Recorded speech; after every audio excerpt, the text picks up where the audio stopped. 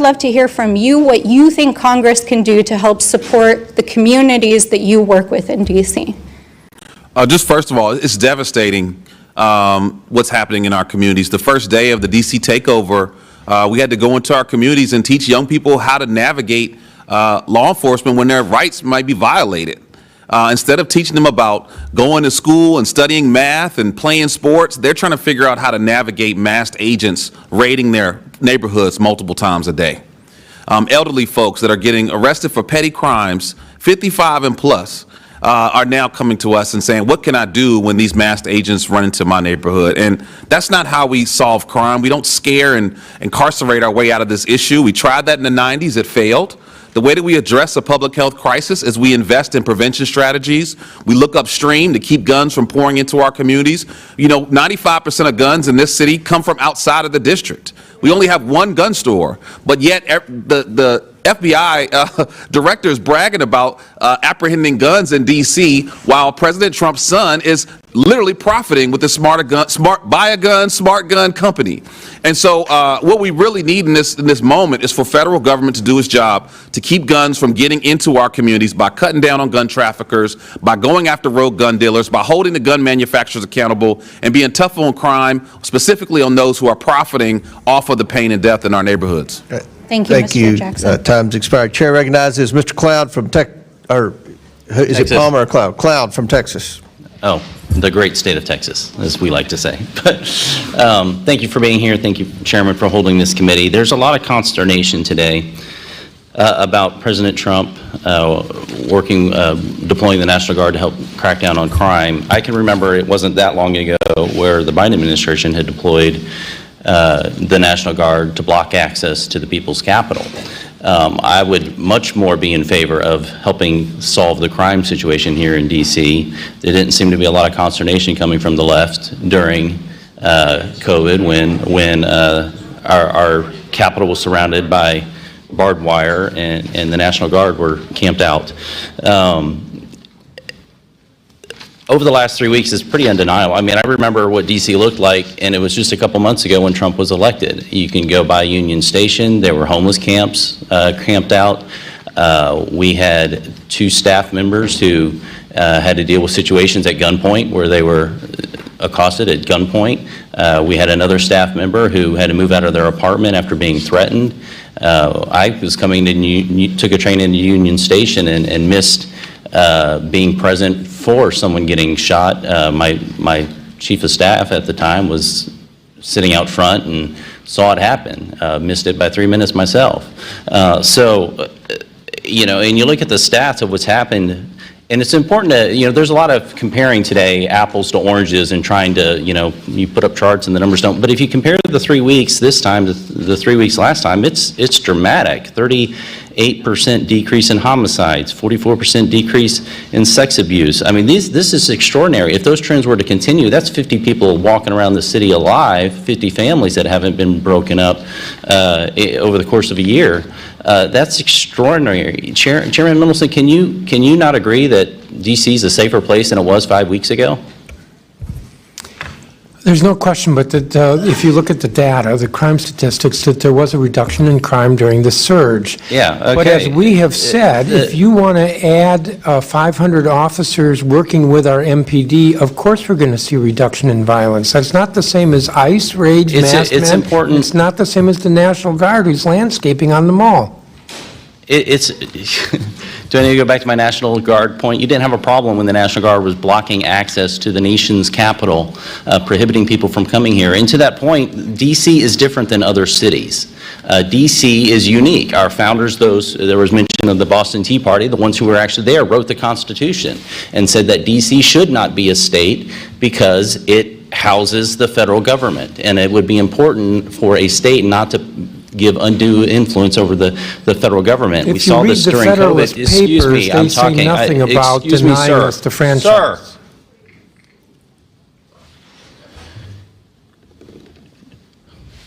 In September 20th, Capitol Hill Baptist Church was denied a permit to worship outside because of COVID-19, yet we had a number of Black Lives Matter protests in this community. The concern I have is when Washington, D.C., access to the nation's capital is prohibited or curtailed in any way. Could you explain to me, Mayor, why the church was not able to have a worship service outside, but yet the Black Lives protests were enabled to go on? You're talking about the public health emergency? I'm talking about during COVID, Black Lives Matter protests continue to happen in Washington, D.C. With no retribution from the city, yet churches were not allowed to worship or worship outside even. Yes, I think that matter was litigated and it's resolved. Well, yes, COVID's over, but the point is that you have a city basically defining who has access to the nation's capital. And there were times where there were going to be a Trump rally and somehow restaurants got closed down that weekend and those sorts of things. Why was this church not allowed to worship outside, yet Black Lives Matter protests were encouraged by the city? My recollection is I mean, you went as far as to paint Black Lives Matters across the street. I want to answer your question. My recollection, and while I don't remember the specifics of that case, is that it fell under our large gathering prohibition in the early stages of COVID. But Black Lives Matters were okay? Were they not large enough? They weren't violent enough? You are probably referring too to violent, maybe? outdoor First Amendment gatherings that were not. Worship service falls under the First Amendment. And as I mentioned, I only have a couple of minutes left, and so I'll just point out that the $1 billion you're asking for is in the CR that's on the House floor this week. And everyone over there, I would encourage you to encourage the people up here to vote for that, because if you want your dollars, they can help us provide it for you. And Congressman, might I just add, and I hope that that is the case, that the FY25 fix is attached to the CR. We worked very hard with the administration and with you, Mr. Comer, to make sure that the anomaly was included moving forward in 26. But the House, following Senator Collins' bill in the Senate, can still fix the FY25 CR problem that was $1.1 billion. And it's not too late, and it will help us balance. The CR extends funding that our folks here have already voted for. It also adds security features and then adds that for DC. So Got it. I expect unanimous support over there, right? Okay. Thank you, Mr. Chair, I Chair request recognizes unanimous Mr. Frost consent. from Florida. Mr. Chair. Oh, Mr. Bell. Thank you. I request unanimous consent to enter into the record this August 20th, 2025 article from the AP titled, U.S. Attorney will no longer bring felony charges against people for carrying rifles or shotguns in D.C., which shows that U.S. Attorney Without objections ordered. Pirro is outright ignoring gun crimes and making the city less safe. Mr. Chair, I have UCs. Let me recognize. Yes, Ms. Simon. Thank you, sir. I request unanimous consent to enter into the record on April 24th, 2025, an article from Records that was titled, Exclusive U.S. Department of Justice Cuts Grants Valued at $811 million. People of record say, which shows how the president's DOJ cuts will affect police and correctional facility funding. Without objections ordered. And I have a unanimous consent request. This is the CR, and it does restore that $1 billion in funding. So we'll be voting on that tomorrow. I'm going to vote for it. I've been very vocal in trying to get that included. I know that my colleagues on the other side of the aisle have mentioned it several times, so there are a lot of people in Washington, D.C. I assume this is on TV in Washington, D.C. Are you all going to vote for it tomorrow? I mean, that's a question I think the people in Washington, D.C., especially the people that are testifying here today, would probably like to know. So I'm going to vote for it. So Mr. Chair? Without objection, we'll enter that into the record. Mr. Chair, I have another UC, sir. Yes, go ahead. Thank you, sir. I request unanimous consent to enter into the record this September 7th, 2025, an article from The Hill entitled, Most oppose Trump deploying National Guard to D.C. Other cities, polls say that Without objection, so 57% ordered. of respondents said that they are against Donald Trump's decision to deploy the National Guard into objection, the nation's so ordered. capital. Thank you, sir. I'll get back. Chair recognizes Mr. Frost from Florida. I yield 10 seconds to Mr. Fume. To Mr. Mfume. I thank the gentleman for yielding. I'm sorry that my colleague from Texas has left the room. I just want to say that he pointed out in his remarks that the founders of the Constitution said that D.C. should be a federal district and never a state, as if they were right. And I would just simply call to his attention those same persons at that same constitutional convention and for 200 years afterwards said that black people in this country were property, not citizens. And then the Dred Scott decision said that we were 3/5 of an individual. So just because they said it clearly does not make it right, and it doesn't make it right with D.C. Ms. Frost. Yeah, no, I really appreciate you bringing that up. And also, they're wrong about what's in the Constitution in the first place. The Constitution does not say that we cannot make Washington, D.C. a state. It does not say that. You claim to know the Constitution, and you haven't read it. Nowhere in the Constitution does it say that we can't do that. What it says is there should be a federal district. And the legislation put forth by Representative Norton and supported by House Democrats would make the federal district encompass the places that we work, the White House, the United States Congress, the Supreme Court, and not include the 700,000 people who live in D.C. who pay taxes but don't have proper representation.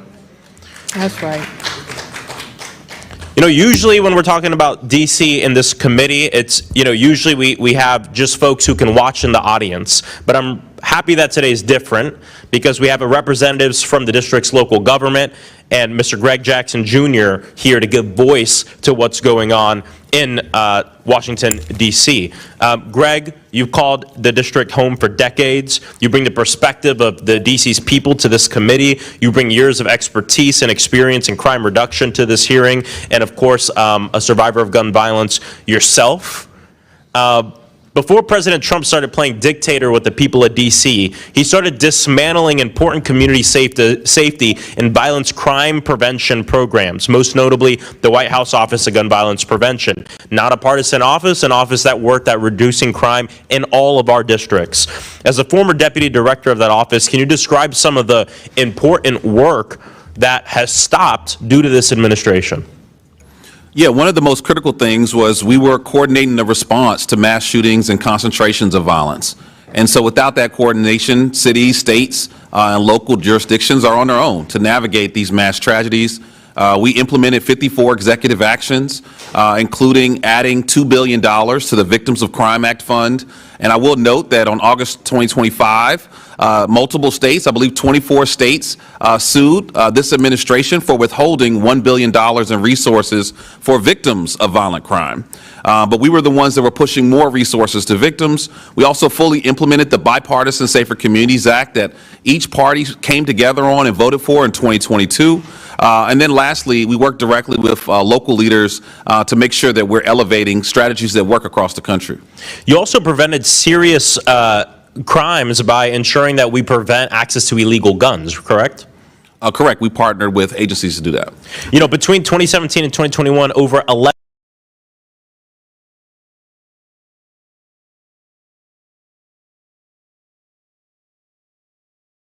11,000 criminal firearms were recovered in D.C., most of them as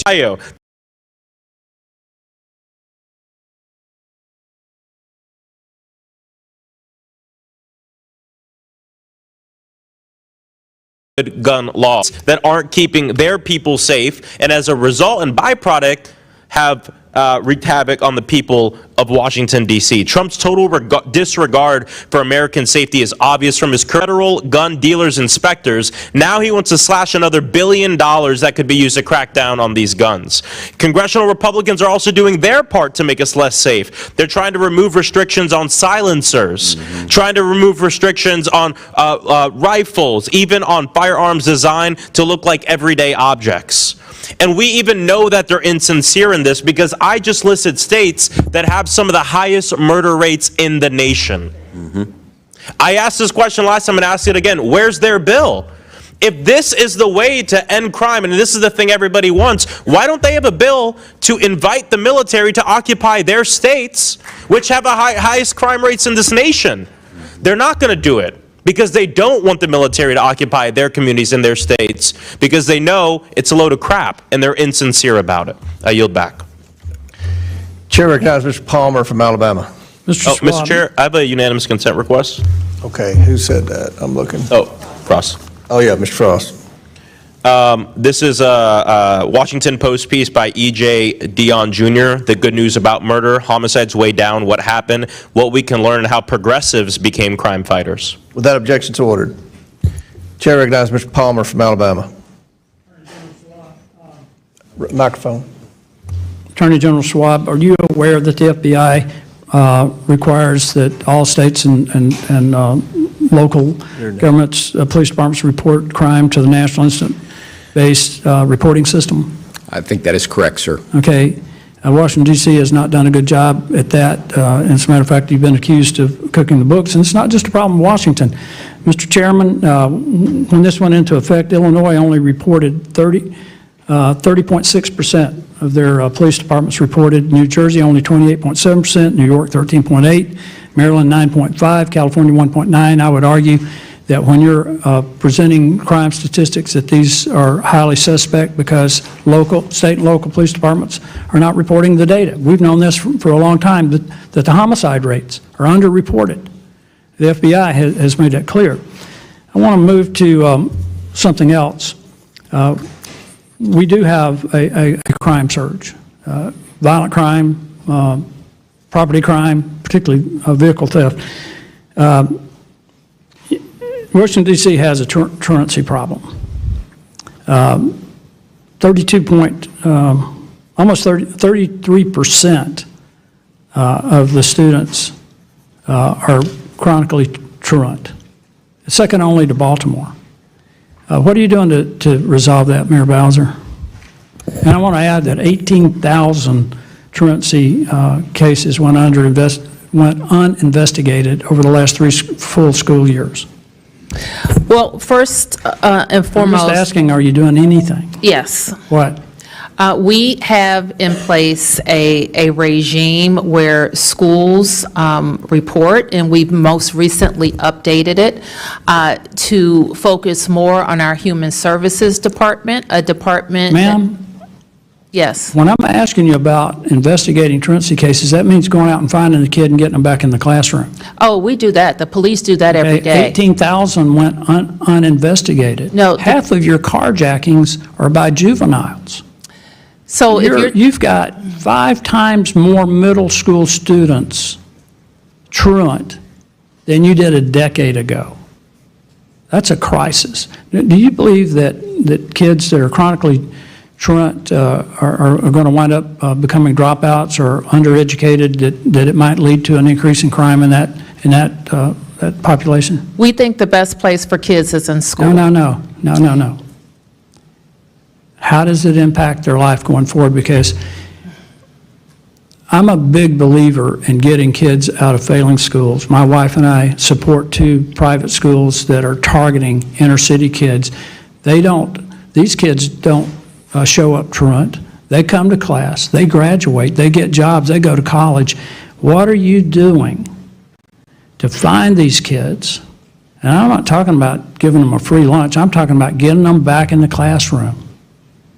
I mean, you said something about the National Guard mowing lawn. Maybe the National Guard ought to be helping find these kids and get them in school. Congressman, if I may, the council has had hearings at least once a year. We have a hearing scheduled Well, it's not doing next any month good. with regard to attendance and what we're doing to Yeah. reduce truancy. Yeah. I agree with you. What about all that these kids that are- you've already lost I agree because you with sat on your butt and didn't do anything about it? Well- 18,000 went uninvestigated. I agree with you that attendance is important and truancy is a problem. Truancy is actually down. It's down 22% since school year 21-22. too. And serious It's still 30, absenteeism, which is almost 30% of 33%. days, is down 43% since It's down year 5%. 21-22. Baltimore from 54% to 49%. That's half your kids. So it's down below that at this point. We get a report every fall. I don't know if you've seen the reports from the Attorney General, from Child and Family. Let me ask the mayor from- this. Do you plan to take full advantage of the $1,700 tax credit scholarship program that can go to scholarship granting organizations to help kids get into schools where they're safe and where they can learn? We do take advantage of the Opportunity Scholarship Program. That was in the One Big Beautiful Bill, by the way. We are committed to trying to help kids get a good education. So are we. Well, I appreciate that, Mr. Chairman. I yield back. Gentleman yields back. Chair recognizes Ms. Lee from Pennsylvania. Thank you, Mr. Chair. Every single time the Republicans call one of these overseer hearings on the district, we get the same paternalistic, infantilizing, just racially coded drivel. We are hearing the same old fear-mongering, the same misdirection and misinformation today, off-topic claims, including getting rid of DEI in D.C. And it's crazy to say, because you can introduce DEI laws, but at the end of the day, you are not going to erase black people from the District of Columbia or any other place. And I just wanted to start with that. And let's be real, that's what's at the heart of all of these same conversations that we keep having about crime and underfunded and under-resourced black communities, while they ignore crime in the White House and in their own houses. So I just wanted to establish that as we go through this. But Washington, D.C., we know is in a unique situation, especially, you are especially vulnerable to Trump's power-hungry overreach. Their elected officials don't have the same resources and also don't get the same respect, incidentally, from members of this panel that they would give to their own elected officials. But you don't have the same protections, congressional voting power or representation as other states. That's why Trump is using D.C. as a test kitchen for all of the horrible policies that they're cooking up. As members of Congress representing those other states and cities, we need to be concerned about where he's going to target next, and we cannot roll over, shrug our shoulders, and say that at least the National Guardsmen are gardening, are picking up trash. We have to push back on this right now, in this moment, before he comes for all of our districts. To be clear, none of Trump's actions have made D.C. any safer. And just as a reminder, crime had already been dropping in the district without his involvement. He's been terrorizing D.C. residents with these masked and unaccountable federal agents and armed National Guardsmen. He's completely broken any small amount of trust these communities have with local law enforcement. Many of the National Guard troops are from out of state. They don't know D.C. any more than you all do, and they don't know the communities. D.C. residents deserve to govern themselves and have elected officials that are accountable to them, who uniquely understand D.C.'s needs and their concerns, but instead, Republicans want to micromanage people who didn't vote for them and do not support their policies. Chairman Mendelson, we marked up 14 bills on D.C. last week, 13 of which you opposed. Was the D.C. Council consulted on any of those 13 bills? We were not. Have you taken any of the members on this committee on a full tour of a D.C. neighborhoods? I have tried to meet with different members without success. Yeah, because we all know they talk a lot about D.C. and they pretend to know D.C., but the reality is that very few of them have ever left any of the communities that are in walking distance of the Capitol itself, and I bet they've probably never even been. I remember last term we had a member talk about, well, the unique part of D.C. is that you all get access to every member of Congress, but I've never seen a member of Congress in any of the carryouts in D.C. I ain't seen them at any of the Ethiopian restaurants or at a Caribbean joint, but that's neither here nor there. Do you think it's necessary to work with local officials to improve public safety? Absolutely. Has the Trump administration reached out to the council to ask you all what you need to help keep D.C. safe? They have not. Crime is especially easy to exploit and use as a political tool. Everyone, regardless of how they vote, cares about safety. We care about community safety. That's why I launched the Community Safety Agenda and Caucus, because we have community-based, evidence-backed solutions that we know work. But instead of offering real solutions to prevent crime, to respond to people in crisis and stop violence, which D.C. and many other cities have invested in, Trump's scare tactics and political theater only makes these communities safe. these proactive investments in communities that actually bring down crime. The data could not be any clearer. It's the programs that work to stop crime before it can happen rather than just responding afterwards. Yet DC is struggling to fund these types of programs because y'all have not restored and passed the $1 billion that Congress owes them. Attorney General Schwab, you've made stable housing for DC a priority, correct? I have. You've implemented programs that improve nuisance properties, after-school programs for kids, victims of domestic violence, and the goal to make DC safer, correct? I have. Mayor Muriel Bowser, we know that these litany of proactive investments actually drive down crime. Has Trump promised you any funding for any of these things? No, not yet. Great. The cost of having a National Guard is about $1.8 billion a day. We're up to about $40 billion. They say about $200 billion. A bunch of that these out-of-state guards in the Rome ministry is not a sustainable solution. That is not more sustainable than actually investing in these things, investing in our communities. We know that if you really want lifelong safe communities, then we need to invest the same way that these people invest in their people, in their communities, and their loved ones. Invest in these folks the same way and stop talking about crime and fear-mongering these people. With that, I yield back. Chair recognizes Mr. Perry from Pennsylvania. Mr. Chairman, I have a unanimous consent request. Okay, yes. I I'm sorry. request unanimous consent to enter into the record the January 30th, 2025 article from NPR. It's titled, "Criminal Records of January 6 Rioters Pardoned by Trump Include Rape, Domestic Violence," which highlights how President Trump released January 6 rioters with records of violent crime back onto our streets, including Without objection. sexual assault of a child, production and possession of child pornography, Without objection, so ordered. forcible rape, and conspiracy of murder of federal employees and threatening federal officials. Without objection to order. Chair recognizes Mr. Perry from Pennsylvania. Thanks, Mr. Chairman.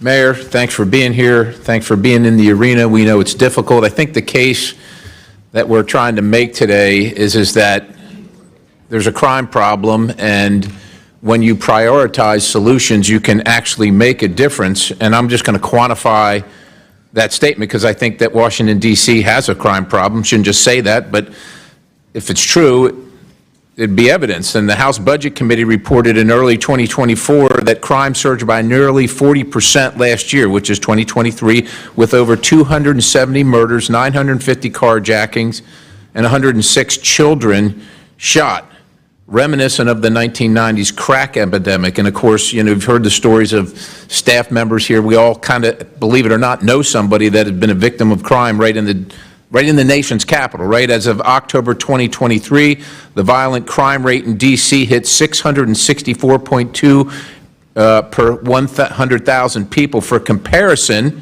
New York City had a violent crime rate of 184.4 per 100,000 people. So that's dramatic, right? 184.4 versus 664.2 for D.C. Dramatic. In 2024 in Washington, D.C., 72% of all property crimes were larceny, theft, and motor vehicle theft, burglaries, et cetera. Washington, D.C.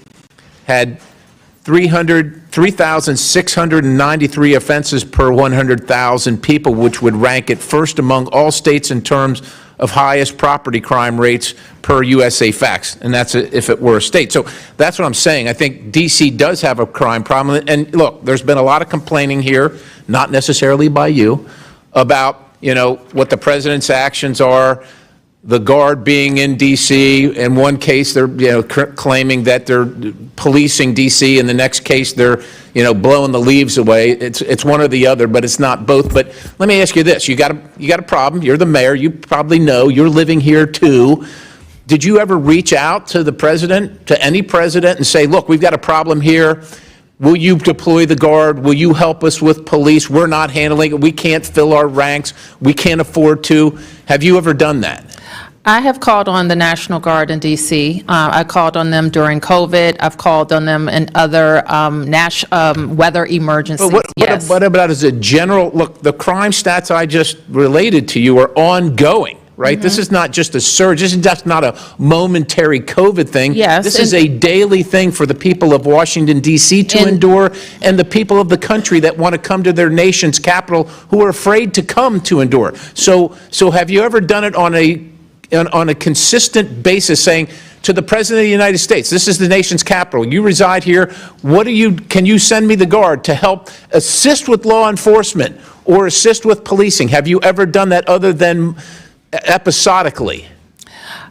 No, I described to you the times that we have done it. And it's just episodic, and so my point is that the problem has to be focused on, and it has to be fixed. But Mr. Perry, can I answer you a different way? Yes, ma'am. Because we don't regard the Guard as a law enforcement agency. It's not a law enforcement agency. It can assist in law enforcement. We wouldn't call on them to police our neighborhoods. But you would agree that right now, crime has dropped dramatically since they've been present. Mr. Perry, what has worked is not the National Guard in helping enhance MPD services. What has worked is more DEA, more FBI. So you're saying the Guard has had no impact in D.C.? No, what I'm saying is the Guard is not, as has been described to us, has not been. Can you quantify that? I can't quantify a causal relationship. You can't quantify it, so you can't make the claim. But I can quantify something. Listen, I want to talk to you about something else, which is... But I do want to make the point. I want to ask you this question. I'm running out of time, and I want to be respectful of everybody But I don't here. think the Guard has made any arrests. I want to ask you, so you've employed a bunch of traffic cameras. Can you, a whole pile of them, hundreds and hundreds of them, are traffic cameras for safety or for revenue generation? They're for safety. But it says here that you plan to fill a $580 million revenue hole in your budget shortfalls using traffic cameras, right? You said that. No, what we said is that our budget includes revenue generated from traffic cams. Expected 580. You said this, ma'am. We want to drive. It's per the Fines and Fees Justice Center. Let me just, because I want to quantify this as well. In '06, you had 43 fatalities, traffic fatalities. But in '23 and '24, you had 52 each of those 2 years. The traffic cameras are not making your people safer, and particularly in Wards 7 and 8, where it's predominantly a black population, 20% below the poverty line, these fines are imposed on them hurt the worst for people. So traffic cameras and automatic traffic enforcement, it should be about safety, but it's unfortunately about revenue generation, and it's imposed on the people that can least afford it in the District of Columbia, the people that you represent. Well, Mr. Chairman, I yield the balance. I wish that you had also pointed to this year's traffic fatality and collision information. So in addition, this year's not done yet. Well, it's trending in the right direction. Yeah. The traffic cameras, ma'am, with all due respect, you have the worst traffic in the country by city as regarding according to Consumer Reports, and that includes L.A. And not allowing people to turn right on red is a contributor to that, and then fining them, especially in the places where people can least afford it, is grifting on the people that support your city, and it shouldn't be done. It should be about safety only. The fourth most populated city in the country, Hoboken, has 0 cameras and 0 fatalities, ma'am. I yield. Thank you. Chair recognizes Ms. Simon. Thank you, Mr. Chair, and thank you, Ranking Member. Before my remarks, I just have a couple of questions. My first question is to the elected AG of the District of Columbia. Can you talk very briefly and educate all of us on the victim services that your office provides to victims? In virtually every case where we have a victim that's been harmed, we're working with them not just to make sure they access the services they need, both economic and financial support, as well as emotional and counseling support to make sure they're taken care of. And AG, would you say that your Victim Services Division is equitably funded? We can always use more money to make sure that we're providing that critical service, but the team I have is doing an extraordinary job with what we have. And what you all provide is not only protection for witnesses, is that correct? We certainly do more than just protecting the witnesses, yes. Is it also making sure that victims of domestic violence have opportunities to leave their abusers and save their own lives? One of the things that we do every day is making sure victims of domestic violence are getting protective orders and making sure that they are protected from people who may be putting them in a dangerous place. Isn't it true that you work with mothers of murdered children? We do. Isn't it true that you provide burial and counseling assistance for folks in our communities who have been victimized by violence? We do. And I want to thank you for that work. AG, would you also say that in the District of Columbia, the young people that you are prosecuting do not have readable access to mental health supports in the District of Columbia?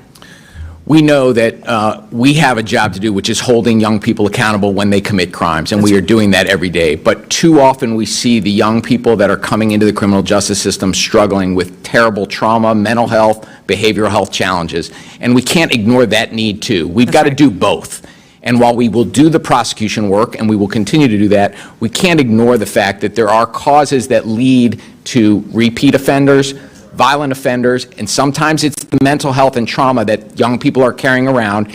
If we don't ignore it, and if we do ignore it and don't address it, we are going to be continually fighting this issue. Wouldn't you also agree, AG, that reentry services create opportunities for young people who have been convicted and have served time in the juvenile detention facility, the opportunity to stop the pattern of committing crime? 100%. Would you agree that the defunding of reentry services increases the likelihood of young people not being able to do the rehabilitative work to be able to maintain their civility and their opportunities to do the right by all of us? Well, if we don't take care of kids after they have been committed, after they've faced consequences, with getting back into community and making sure that they have healthy, hopeful pathways, kids with hope are safer to And everyone that's not around them. I would say that that's not soft on crime. Would you agree that if you have to charge every 14-year-old and put them in an adult cage, that when they get out, because they will get out, that they will be worse than when they came in?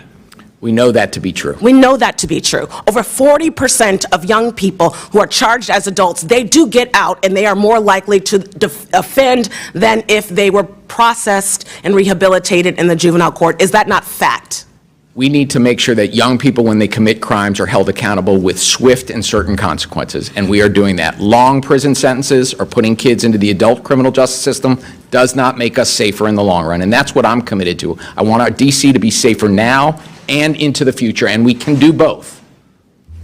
One of the reasons why I abandoned my my prepared remarks, I spent almost 30 years working with some of the most troubled young people in my community. And in the programs that I developed and implemented, we reduced crime and recidivism by almost 70% of young women who are in the juvenile justice system. And that work was not done by prosecuting them as adults and putting them into cages to rot. What we did was invest deeply in their rehabilitation, but also in their accountability and ensuring that the victims were made whole. So I want to thank you all for your assertion that DC not only can govern itself, but if we were to do right by victims and right by children and right by families, we would fund education, we would have free child care, we would ensure that every person who was seeking health care could get it. We are so far from that vision. So instead of problematizing the elected leaders of this city, I would hope that in the future, that folks who have no experience in law enforcement on this body listen to the experts. Thank you so much, and I yield back.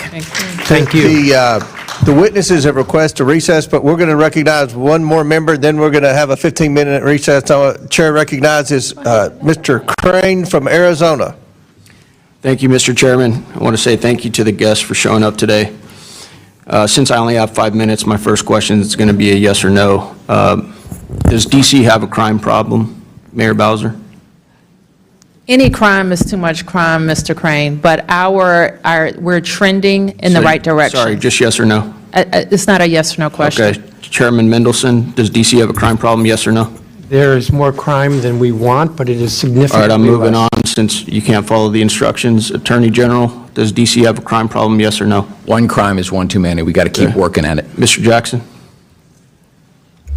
One crime is one too many, I agree. Thank you. Do you guys know where DC ranks amongst U.S. cities in crime, Mayor Bowser?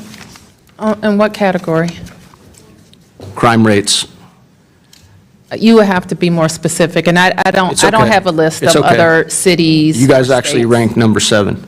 Okay. So you're in the top 10 of most violent cities in the United States, and this is, as other members have pointed out, our city's, our nation's capital. A lot of people come here.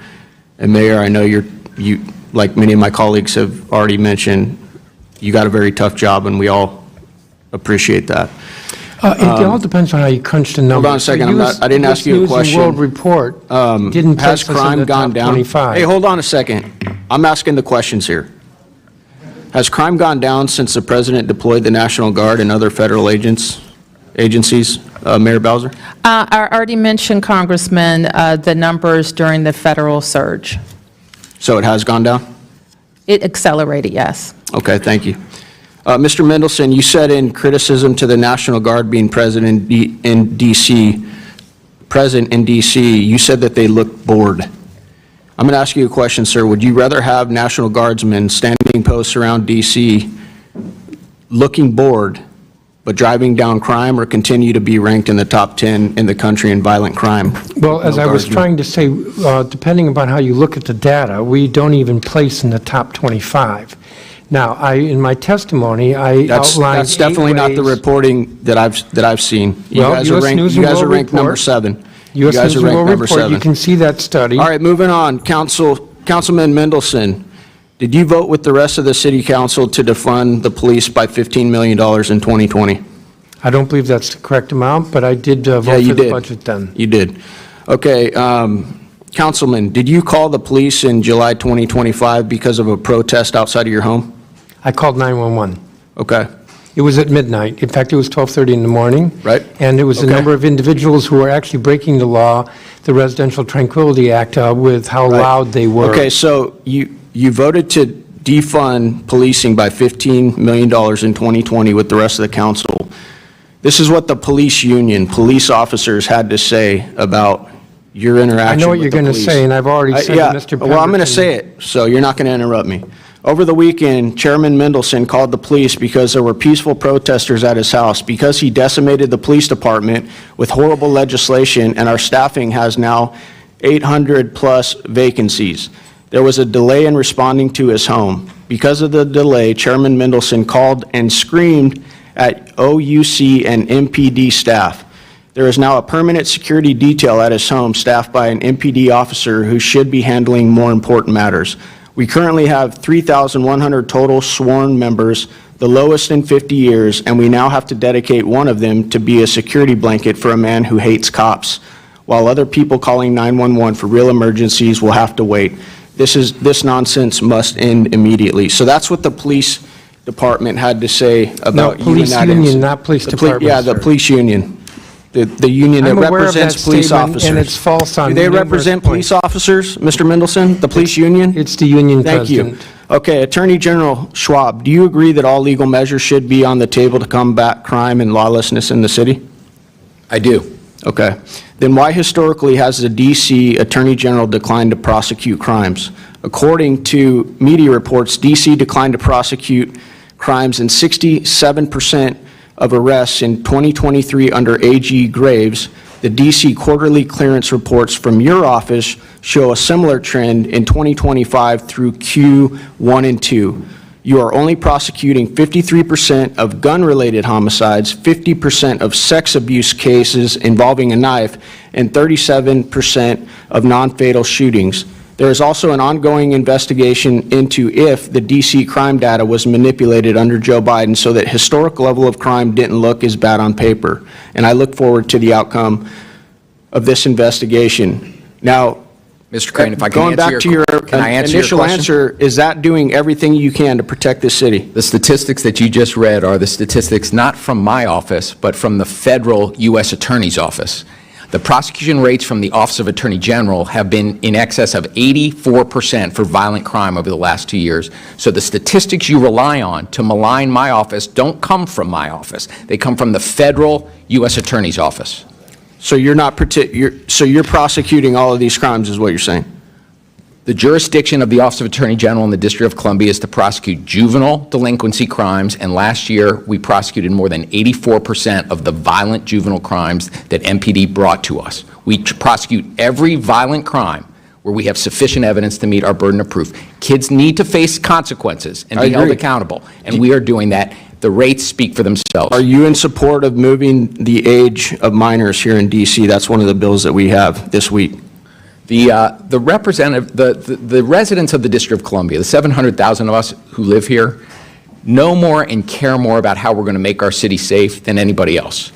The You residents, didn't answer my question. the residents of the District of Columbia and their elected officials do not believe we're going to make ourselves safer. Why do you think the rest by of the chur- country, why do you think the rest of the country considers somebody at 18 years old no longer a minor? Yeah, what is it here in DC? The age of anyone younger than 18 is a juvenile in the District of Columbia, just like the rest of the country.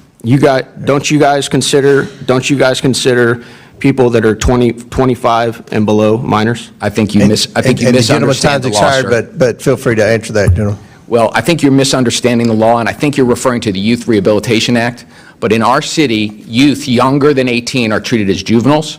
The Youth Rehabilitation Act involves a totally different set of adult defendants in criminal cases and involves a different issue that the city has confronted. And I think that issue has been conflated in some of the laws that this body has put forth. And I really wish we could have had a conversation beforehand so we could have explained better what the YRA does relative to all of the other laws that we have in our city that we're working every day to help drive juvenile crime and violent crime down. Thank you. So you support the Youth Rehabilitation Act? I think that was the question, one of the questions he was asking. You support that? The question was whether or not. Do you support the Youth Rehabilitation Act? That's part of what we're repealing. 2.5 minutes over. Okay, all right. Time's expired. We pursuant to the previous order, the chair declares the committee in recess. Subject to the call of the chair, we plan to reconvene in 15 minutes at the request of the witnesses. Committee stands in recess. Did you request? I didn't request.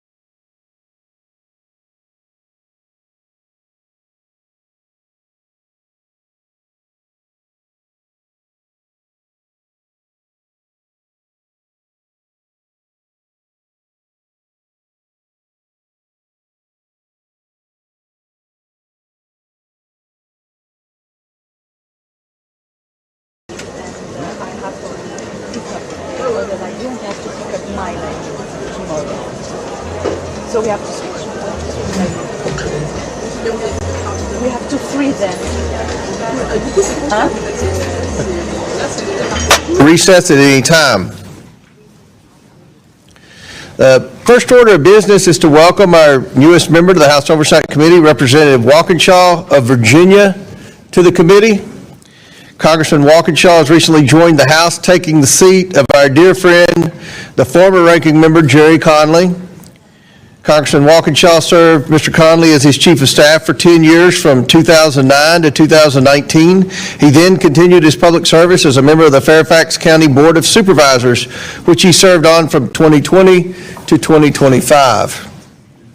Jerry Conley will always be remembered fondly by both sides of the aisle for his service, and I welcome Congressman Walkinshaw as he follows those footsteps. Welcome, sir. I now recognize Ranking Member Garcia for brief remarks on Walkinshaw. Thank you, Mr. Chairman.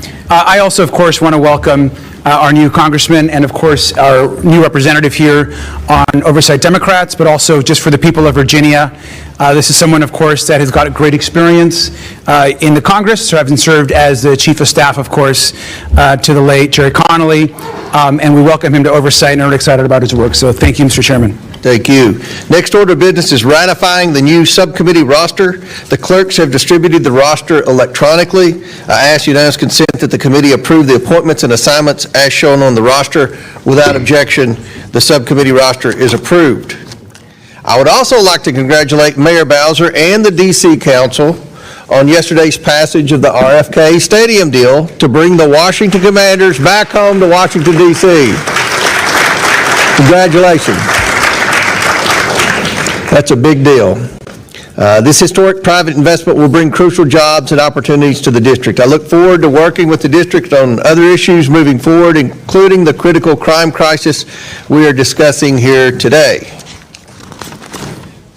I now recognize myself for the purpose of making an opening statement. It's been 1 week since the conclusion of President Trump's historic crackdown on crime in our nation's capital, and the results are in.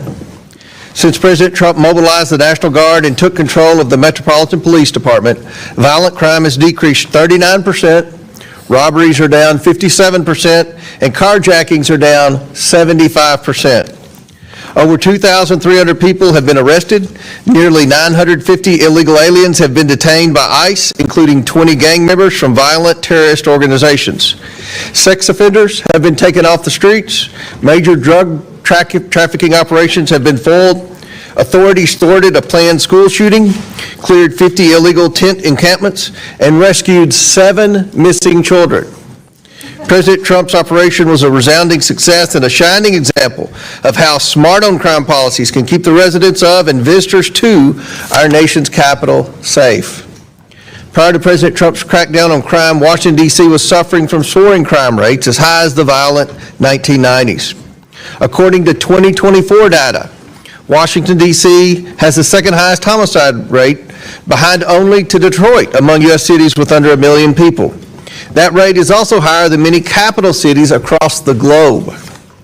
These high crime rates are largely driven by historically high rates of juvenile crime, which were enabled by ultra-progressive, soft-on-crime policies enacted by the D.C. Council and supported by the D.C. Attorney General. In 2018, the D.C. Council amended the Youth Rehabilitation Amendment Act of 1985, allowing for adults 24 years of age and under to be prosecuted as juveniles for many, even violent crimes, leading to more lenient sentences. The D.C. Council also passed laws in recent years that lowered statutory penalties for violent crimes, eliminated mandatory minimum sentences for all crimes except first-degree murder, and eliminated life sentences entirely. The D.C. Council recently passed laws that greatly hamper the ability of the Metropolitan Police to pursue and apprehend criminals. Officers cannot execute their duties as effectively, leaving morale, retention, and recruitment numbers at historic lows for the Metro Police Department. These actions send every signal to criminals, especially juveniles, that they can commit crimes in the district without accountability.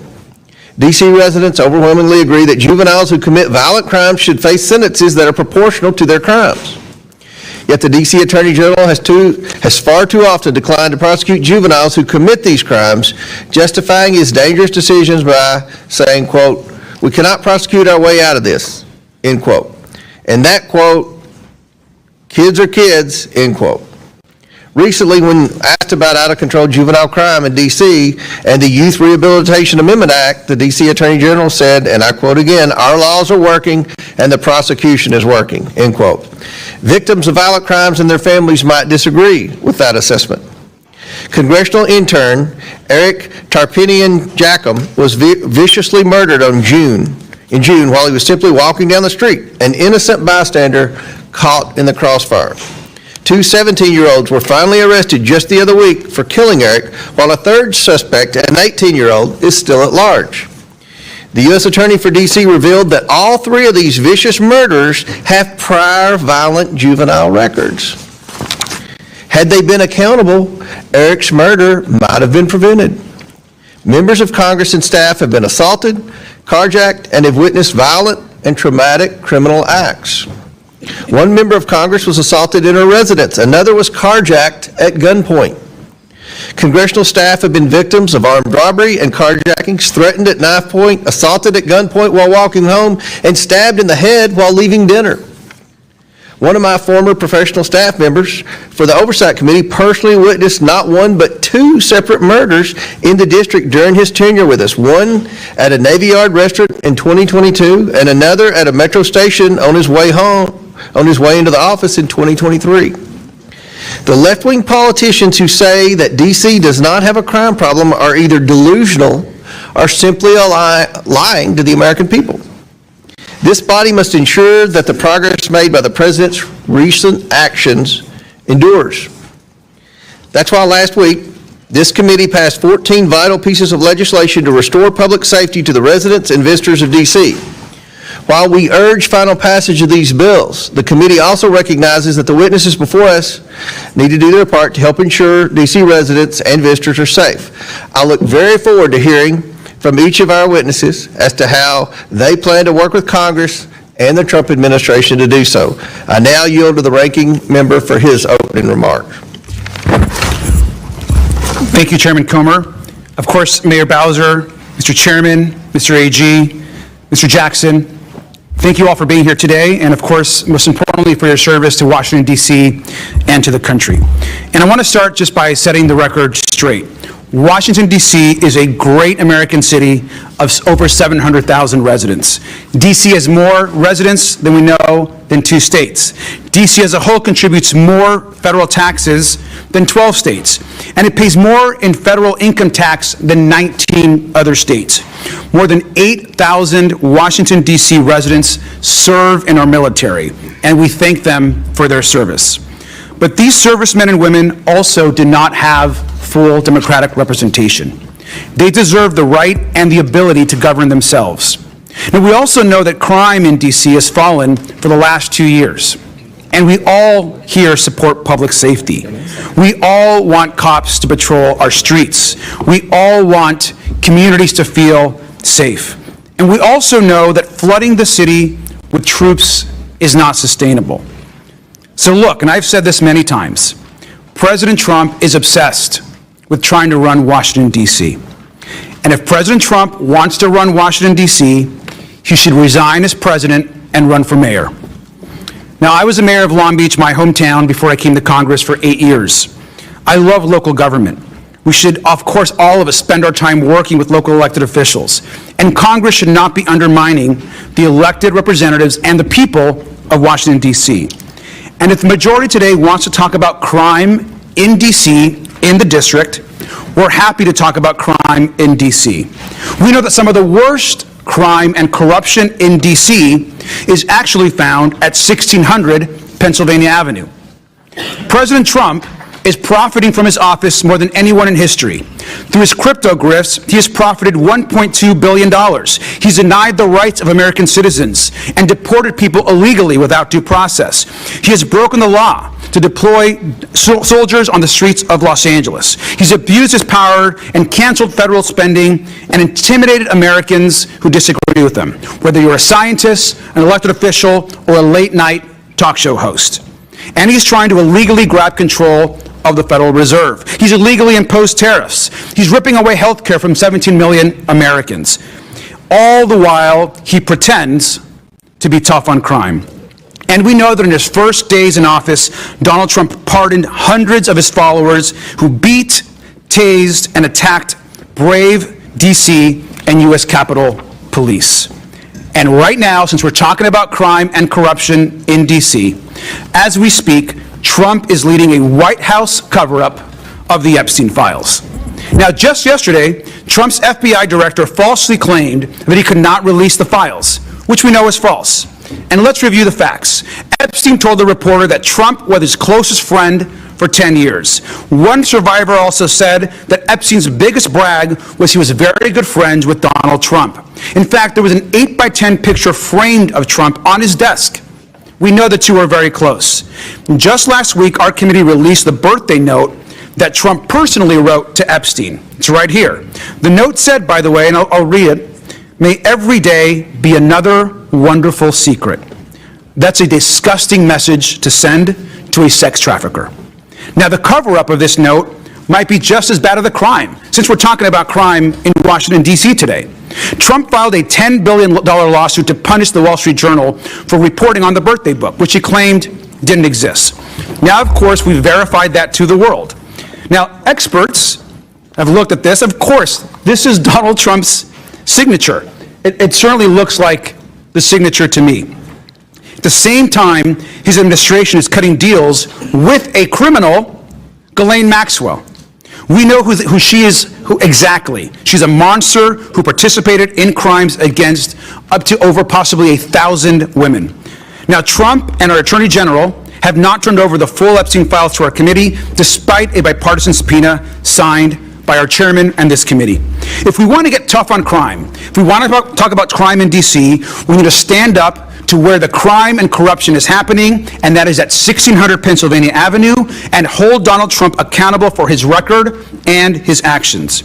It's time for the House majority and Republicans to stand up for the Constitution and take on the biggest crime happening in this country. It's time to release the Epstein files. And with that, I yield back. Gentleman yields back. Our witnesses today include 3 current District of Columbia government officials and 1 former official from the Biden administration. First of all, we're very honored to have Washington, D.C. Mayor Muriel Bowser here. Mayor Bowser was sworn into office on January 2nd, 2015, and began her 3rd term on January 2nd, 2023. Welcome, Mayor Bowser. Next, we have Phil Mendelson, Chairman, Council of the District of Columbia. He was sworn into office as chair on June 13th, 2012. His 5th term as chair began on January 2nd, 2023. Mr. Mendelson has been a member of the D.C. Council since 1999. Welcome. Next, we have Brian Schwab, Attorney General of the District of Columbia. He was sworn into office on January 2nd, 2023. Welcome, sir. And finally, we have Gregory Jackson. Mr. Jackson served as the Deputy Director of the White House of Gun Violence and Prevention and Special Assistant to the President during the Biden administration. Again, thank you all for joining us. I look forward to this discussion today. I'll say again, the purpose of this hearing is to try to determine solutions to the crime crisis in Washington, D.C., and how we can work together to make sure that the district is safe for all the residents and all the visitors who come here on a daily basis from all over the world. Pursuant to Committee Rule 9G, the witnesses will please stand and raise the right hand. Do you solemnly swear or affirm that the testimony you are about to give is the truth, the whole truth, and nothing but the truth, so help you God? Let the record show that the witness has answered in the affirmative, and thank you all. May take a seat. We appreciate you being here today and look forward to your testimony. Let me remind the witnesses that we have read your written statement and they will appear in full in the hearing record. Please limit your oral statement to 5 minutes. As a reminder, please press the button on the microphone in front of you so that it is on and the members can hear you. When you begin to speak, the light in front of you will turn green. After 4 minutes, the light will turn yellow. When the red light comes on, your 5 minutes have expired, and we would ask that you please wrap up. I now ask Mayor Bowser to begin the opening statement segment of this hearing, and Mayor Bowser, the floor is yours. Thank you, Mr. Chairman. Chairman Comer, Ranking Member Garcia, and members of the committee. I'm Muriel Bowser. I'm Mayor of Washington, D.C., and I'm joined by the Chairman of the D.C. Council, Phil Mendelson, and the Attorney General for the district, Brian Schwab. I'm pleased to be here today to report on the state of the district. First, a bit of a primer about my hometown. As you know, in 1973, Congress passed the District of Columbia Home Rule Act, creating a local government with an elected mayor and elected city council. We are represented in this body by a mighty warrior, Eleanor Holmes Norton, but she does not have a vote, and we have no representation in the Senate. D.C. residents are full-blooded, tax-paying Americans. We are a